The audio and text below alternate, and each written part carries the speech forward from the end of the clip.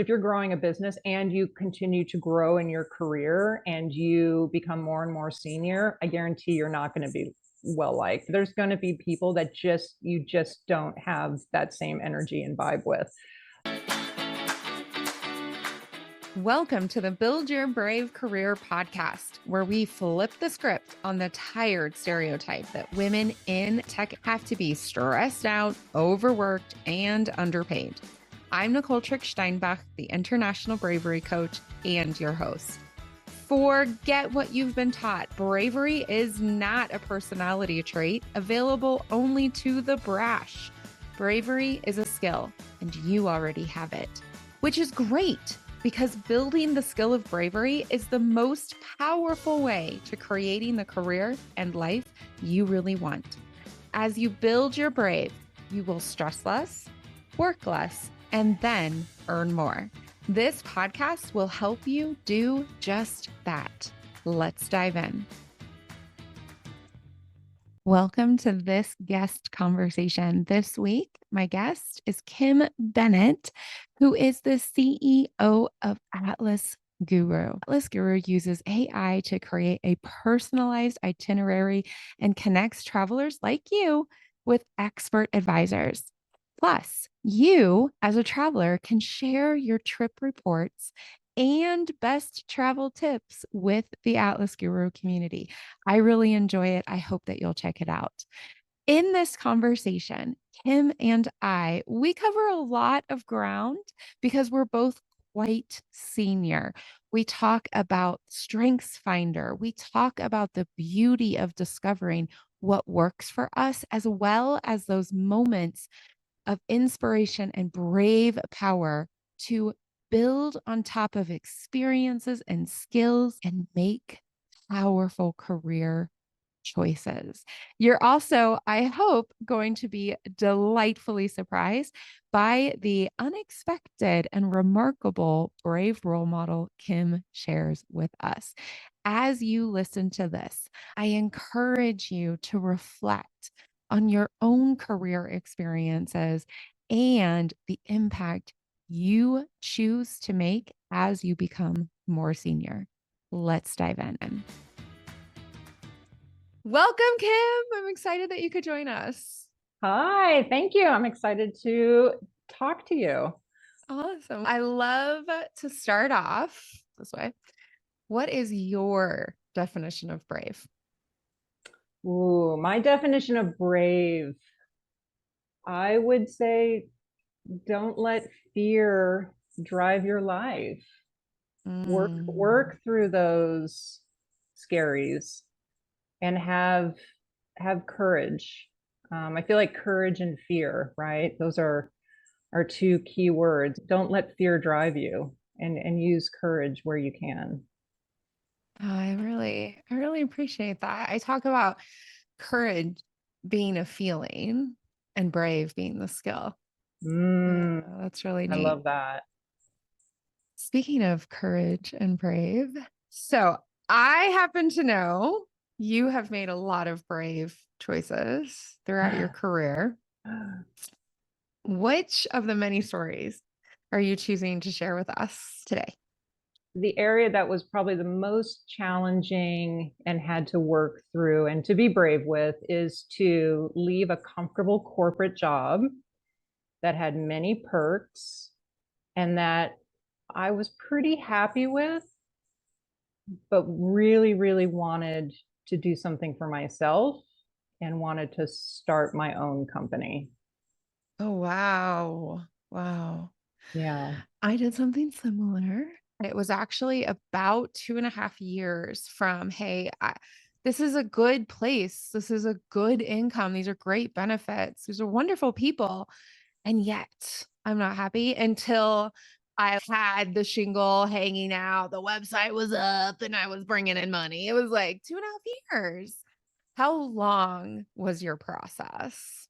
Ooh, very long, actually. I had a business plan for at least 5 years to start Atlas Guru. I had always wanted to do something that I could fully own and run with it and put my creativity and energy behind it. But it took me many years. And I think it wouldn't have been if I tried to start my company a decade earlier, it wouldn't have been the same. So the timing worked out for me, for where I was at in life. So yeah, it took a long time. I had a business plan on the shelf for many years.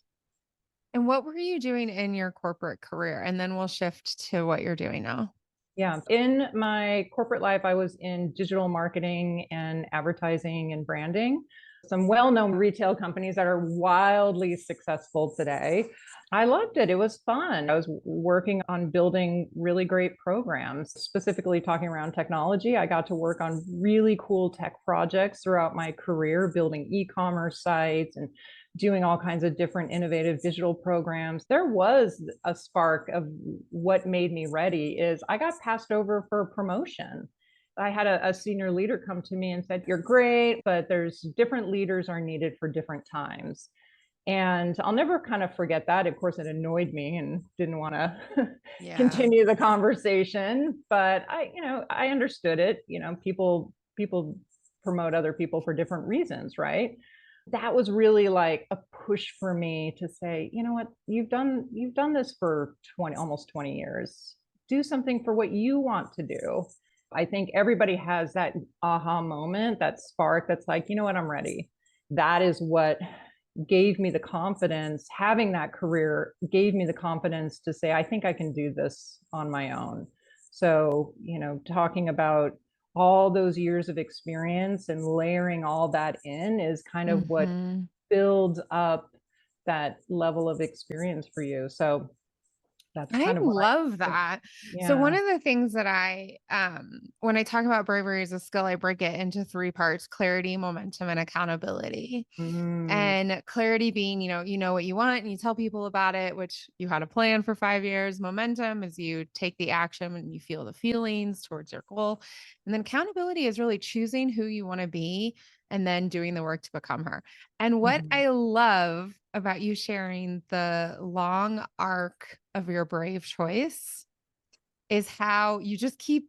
I talk about a spiral, you're talking about building on top of each other mhm, and sharing how had you stepped out 10 years earlier, it wouldn't be what it is now. And mhm. choosing to take the fun and the skill building and the pressure and the brands that you worked with into who you want to be now, which is a founder and a Yes. head of a CEO of a company, which is doing what? Because I shared your company with two other people and they were like, you did not describe this appropriately. And I was like, I know it's really cool. It's really cool. So tell us about it. Yeah. Yeah. So I'll tell you. So Atlas Guru, we are a travel platform where travelers can share their travel stories with other travelers for free. And then we've also on that we are now your new AI travel advisor. So we use AI. So we've taken Gen AI that's come out in the past couple of years, and we create personalized itineraries, and then now we also can connect those itineraries you create with travel advisors. So basically, you take all the wisdom of the travel community, you can build your own personalized travel itinerary, and then you can make that trip a reality by connecting with the travel advisor. So, one thing that I really believe in is the human element when it comes to anything that we do, right? Technology is just simply a tool, but you need to have that human expertise, that human element to make something successful. And this is really the foundation on Atlas Guru. It's taking the knowledge and the wisdom of travelers and having that thread all the way through. That is exciting. Yeah, it's been very cool. Most successful entrepreneurs are in their 40s. I've heard this, and I Yeah. I love that statistic because I'm a woman over 50 in technology and an entrepreneur. And talk about a hill to climb, right? Yeah. So only something like 2% of all VC funding go to women. I mean, it's Yes. crazy. So Yes. it's really small, which is unfortunate. There's also other statistics that show female-led companies are more successful. So, Yes. Yeah. talk And about making a smart bet, right? make a Uh, very smart bet. And I yeah, do sometimes wonder if that might be connected to the fact that we do have to be much more aware of how we're spending money, yes. how we're spending energy, how we're spending capital. And you and I are white women. So Mhm. we're like Oh, more privileged than the majority of our sisters, right? And but I do wonder because I've seen a lot of men step out and they just have money to burn through. yeah. And there's a failure to consider the unintended impact of strategic or executional choices. Mm. Now, you knew where you were going. Like, this is a passion for you. Very much a passion, but I do think corporate America, I've gone through a lot of those trainings and like Strengths Finder. I have to say, I love taking the Strengths Finder. I thought that one was really fun because it was easy and fast. It said about me was very entrepreneurial. I have this like energy. I love big ideas. I had to go through many, many years to learn about my work style, to understand what my strengths are. You don't know that when you're 23 years old. No. You have to navigate and learn and figure out what's comfortable for you, and don't fight it. It's okay. If you don't fit certain things, that's okay. It took me a long time to know myself, be okay with what I'm comfortable with, and to see how to apply those skills in a different way. I love that.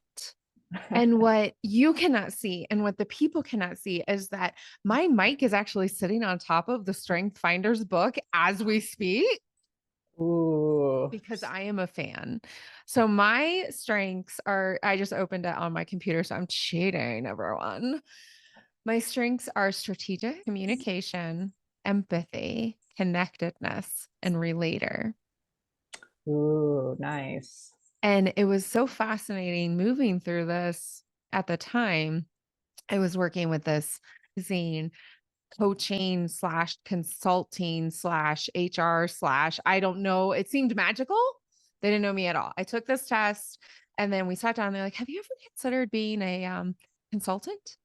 Have you ever considered being a coach? Have you ever considered being and I was like, okay, so that's my career. Exactly. It definitely gave me really good insights into my strengths, and Love it. again, what was cool is you could also see it against your team.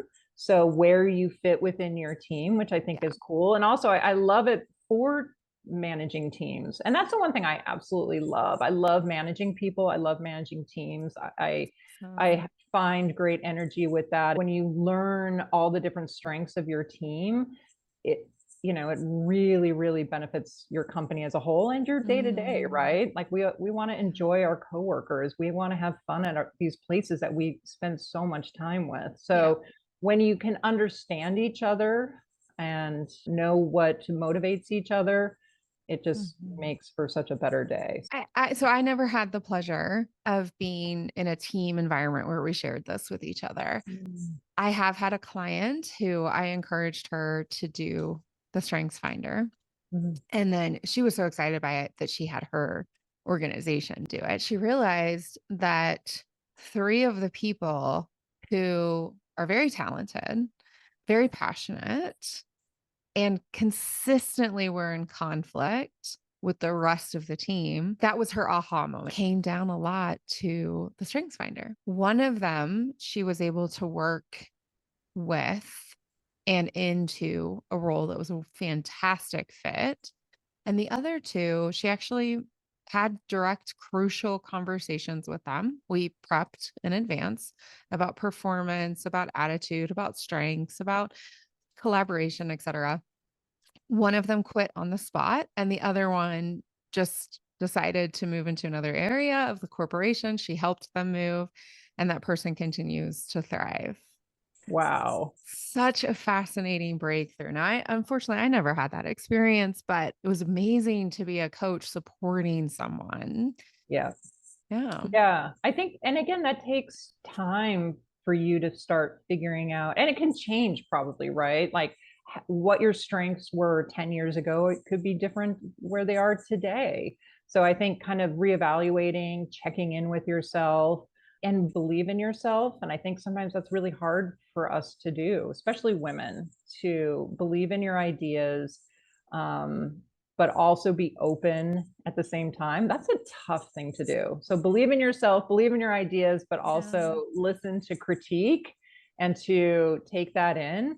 Yeah. Those are tough things to do. I agree. I agree. I struggle with that middle road as well. One of the things that has helped me is evaluating, would I take advice from this person or Mm. this organization? And if I would, then I'm more apt to spend time reflecting on that critique. Yes. But if I would not, I will spend less time on that critique. And quite frankly, and this is something that I know hits some people in a way, but there are people I genuinely want to dislike me. There are people in the world where if they put my name into their mouth with praise, I would feel very not happy. I would be like, wait a second, I went wrong somewhere. I get it, but I have to say that is a tough one for me. I don't like to disappoint people, and I do like to be liked. And I think that is something you cannot have when, well, first, if you're growing a business and you continue to grow in your career and you become more and more senior, I guarantee you're not going to be well liked. It doesn't across everybody. There's going to be people that you just don't have that same energy and vibe with. I'm not going to lie. I don't like that when somebody is unhappy with me or disappointed or frustrated or and I have strong ideas and opinions, and so sometimes I can come across as strong, and that doesn't always bode well for people. Yeah, it really doesn't, Yeah. especially in this moment in history. Mhm. Unfortunately, a lot of the time when anyone speaks clearly, it's mislabeled as aggressive or Yes. problematic. And then Yes. when we begin to add additional layers of intersectional identity, boy, oh boy, does the mischaracterization happen so quickly. Oh, Wow. completely. I've been labeled as aggressive and bossy, but Yeah. at the same time, I'm praised for thinking big Mm. and pushing through big ideas. And Yeah. obviously, we know that that's, geared towards women. And quite frankly, in my business, I am the boss. So I'm Yeah. going to be bossy. It's literally my job. And if I don't like how the logo looks, I don't want the picture to be established that way. I am legitimately the boss.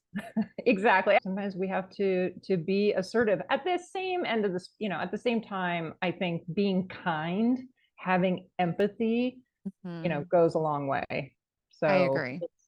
it's subtle I agree. skills of how do you become assertive, but then also kind at the same time. That can be sometimes challenging. That can be very challenging. And I just want to point out to our audience, Kim has specifically utilized the word kind, not nice. Mm. Nice is not going to get you anywhere in your career except for burnt out and broke. Yeah.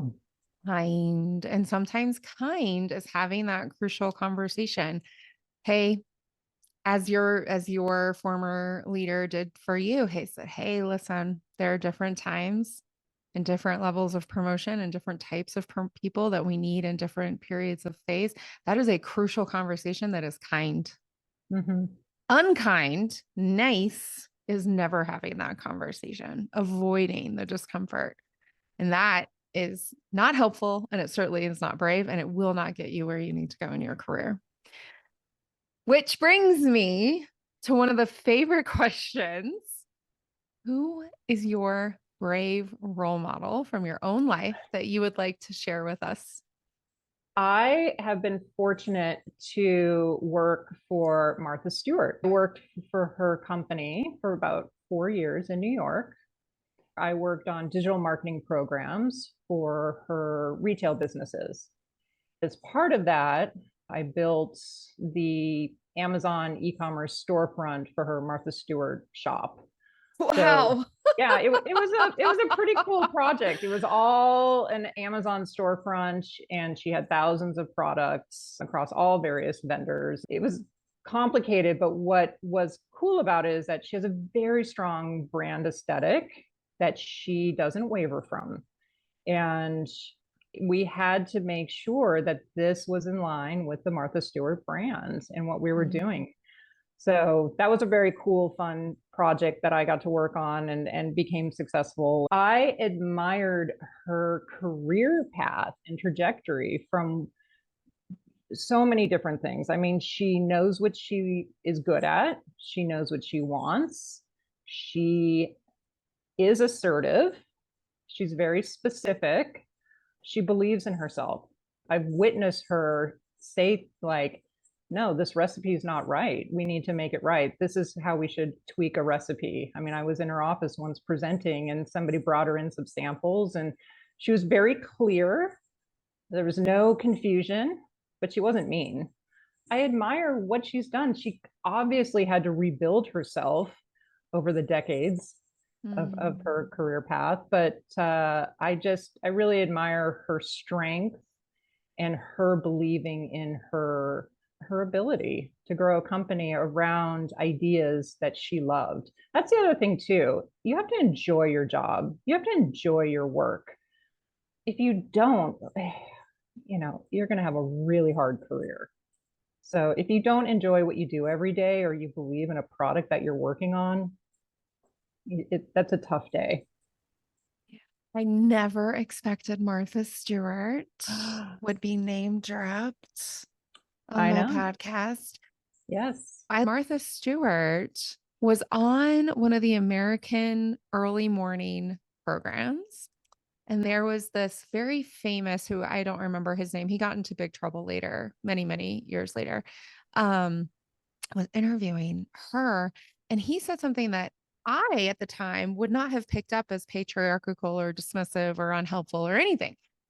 And she picked it up, and with this smile on her face and shoulders as straight as can be, said to him something along the lines of, because this isn't a skill you have, doesn't mean it's not a skill. And man, did I take that forward, because one of my functional expertise is change management. It is so frequently brushed off by developers, architects, executives, management, whatever. But then when a change isn't implemented, a technology isn't used, a process isn't lived, success criteria isn't enjoyed, and there's a backside, they always blame communications or HR. And I began to say something along those lines of like, hey, listen, just because you're not familiar with change management and this isn't your talent or your expertise, doesn't mean it's not a talent and an expertise. Exactly. It's your talent and your expertise. And there are many, many people that believe in what the value that you bring. Yeah. Yeah, And the absolutely. same with an e-commerce site that is enjoyable to look at, enjoyable to Functional. browse, tells me a story, and drives me into clicking that add to cart and check out.